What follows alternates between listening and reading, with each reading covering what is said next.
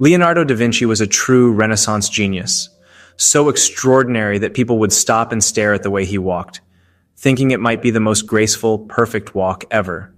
An underrated talent, he mastered more than 15 fields, including engineering, geology, philosophy, military science, biology, and, of course, art. His IQ is estimated to have been between 180 and 220. Beyond Mona Lisa and The Last Supper, Da Vinci was centuries ahead of his time with his technological ideas.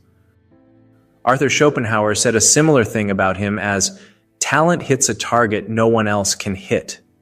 Genius hits a target no one else can see." But what made him a genius?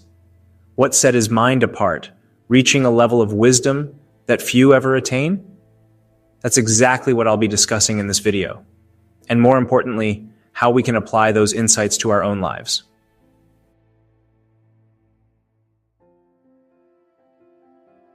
Einstein once wrote to a friend, "I have no special talents. I am just passionately curious."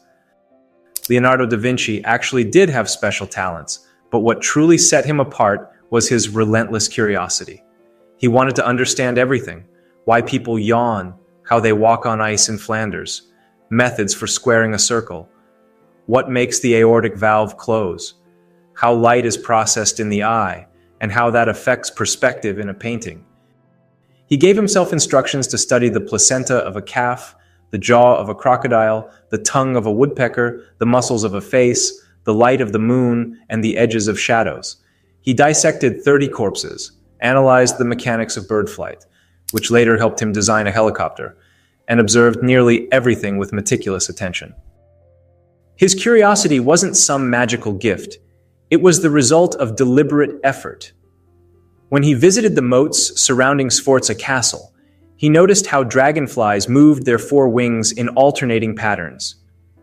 When walking through town, he studied how facial expressions reflected emotions. This kind of curiosity isn't exclusive to geniuses. It's something we can all cultivate.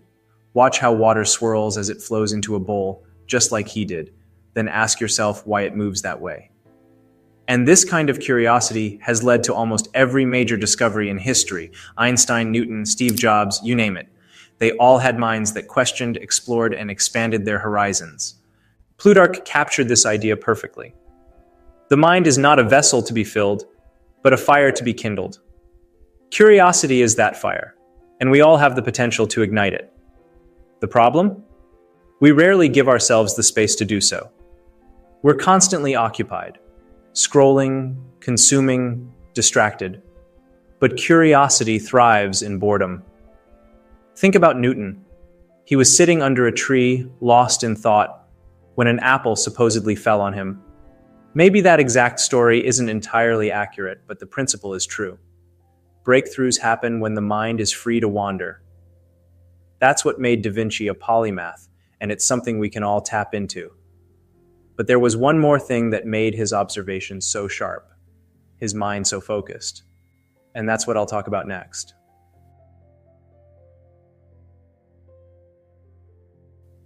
In his notebooks, Leonardo described a method for sharpening observational skills. He suggested a game where one person would draw a line on a wall, and the players, standing at a distance, would estimate its length using a straw. The winner was the one whose measurement was closest to the actual length. This simple exercise trained the eye to judge proportions and distances with precision, reinforcing his obsession with accuracy in both science and art. Today, scientists believe Leonardo possessed an extraordinary visual ability that allowed him to perceive fleeting moments with stunning accuracy. This rare trait, known as advanced flicker fusion frequency, is found in elite athletes like top tennis and baseball players, helping them process rapid movements faster than the average person. But while some of his visual sharpness may have been natural, much of it came from deliberate practice. This exceptional eyesight allowed him to observe details invisible to most people. One striking example is his discovery that a dragonfly's front and back wings move out of sync, something that modern slow-motion photography only confirmed 4 centuries later. He meticulously sketched this observation, proving that his ability to process visual information was far beyond normal human perception. According to researcher Margaret Livingstone, the Mona Lisa's famous smile is so enigmatic because it captures the precise moment of breaking into a smile, a fleeting expression that Leonardo's sharp eye was able to freeze in time. Most people perceive emotions as static memories, but Leonardo could recognize and capture the exact instant an emotion was forming. His ability is often compared to that of Ted Williams, an American baseball legend who claimed he could see the seams of a baseball as it rotated at high speed, a skill possessed only by the best batters in the world. But Leonardo's observational mastery wasn't just limited to paintings. He applied psychophysics, the study of perception, to create an uncanny emotional depth in his art. His use of the sfumato technique, which blurred edges to create a three-dimensional effect, was influenced by his understanding of how human vision perceives softness in dim light. He painted in overcast or evening conditions, knowing that pupils naturally dilate to let in more light, creating a selective soft focus that made his portraits feel alive.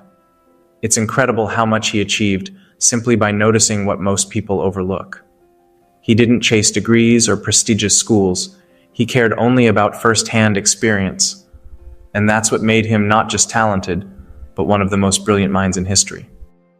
But there was one more thing he did consistently that allowed him to perform across so many fields, and that's what I'll discuss next.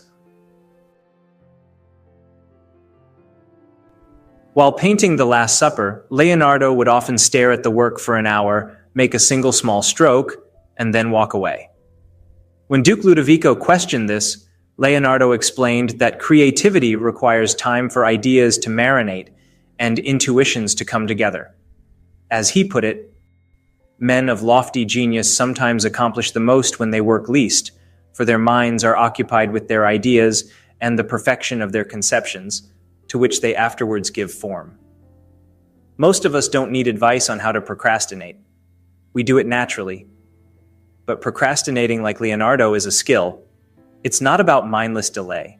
It's about actively gathering ideas, immersing yourself in details, and then stepping back to let everything simmer. It's closely tied to the power of boredom. Ida LeChaune put it beautifully. When we cannot bear to be alone, it means we do not properly value the only companion we will have from birth to death, ourselves.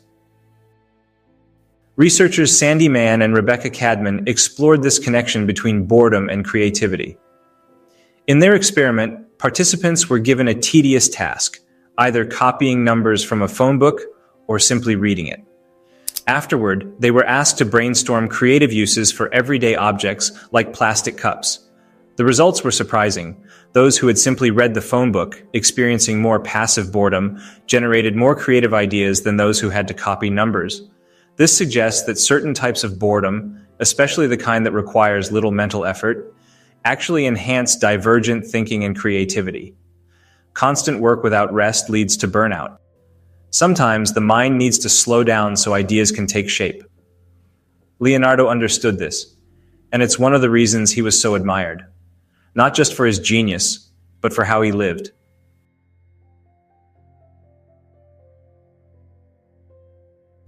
Leonardo da Vinci wasn't just a genius. He was also incredibly strong and athletic. In his time, he was known as the strongest man in Florence and would impress visitors to his studio by bending horseshoes with his bare hands. Raised in his father's household, he trained in physical pursuits like horsemanship and fencing, keeping himself in peak condition well into old age. He was also an avid walker and hiker, always staying active. But his commitment to physical fitness wasn't just about strength. It was deeply tied to his creativity, proving the link between movement and mental sharpness. Modern neuroscience backs this up. Exercise has been shown to boost cognitive flexibility, the brain's ability to shift thinking, generate new ideas, and solve problems creatively. Studies reveal that even a single session of exercise, like a 30-minute brisk walk, can significantly enhance cognitive function.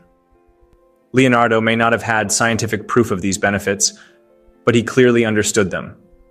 And honestly, with his level of intelligence, I wouldn't be surprised if he did figure it out. What a man. But there was something even deeper in his mindset. Something that explains his endless curiosity and mastery of so many fields.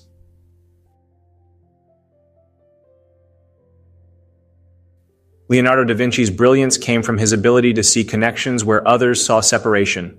His philosophy is summed up in one of his most famous quotes: "To develop a complete mind, study the art of science, study the science of art. Learn how to see. Realize that everything connects to everything else." He understood that the world is built on dualities, light and dark, science and art, logic and creativity. But rather than treating them as opposites, he saw them as two sides of the same coin, deeply interconnected and essential to a greater whole. Each opposite contains a piece of its counterpart. Just as light defines darkness, and vice versa, true understanding comes from embracing both and seeing how they interweave. This mindset allowed him to master multiple disciplines, from anatomy to engineering to painting, because he saw them all as part of one giant puzzle. For Leonardo, nothing existed in isolation. The universe, nature, human thought, it was all part of a grand, harmonious system. And by training ourselves to learn how to see, we can break through the illusion of separateness and recognize how everything is woven together. But how did he keep track of all these interconnected ideas? How did he organize his thoughts in a way that fueled his genius? Well, he had a habit, one that I follow myself, and one that helps me stay on track with my life and even with writing these scripts.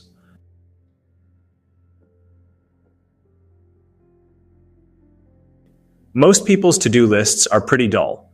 They jot down things like pick up laundry or buy milk and eggs. Leonardo da Vinci was not most people, and his to-do lists, they were anything but ordinary. He carried a notebook everywhere, writing and sketching anything that caught his attention. "It is useful," he once wrote, "to constantly observe, note, and consider." And buried in his notebooks from the 1490s, we find his to-do list.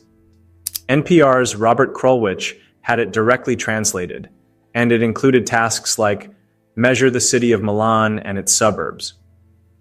Ask Maestro Antonio how mortars are positioned on bastions by day or night. Find a master of hydraulics and learn how to repair locks, canals, and mills in the Lombard style. Later, around 1510, his to-do lists shifted toward anatomy. In a notebook filled with stunningly detailed sketches of bones and organs, he listed tasks like get a human skull. Da Vinci's notebooks weren't just records of his thoughts, they were a reflection of his insatiable curiosity and restless mind. It's no surprise that centuries later, we're still in awe of him. His methods, his mindset, his habits, they weren't just the key to his genius.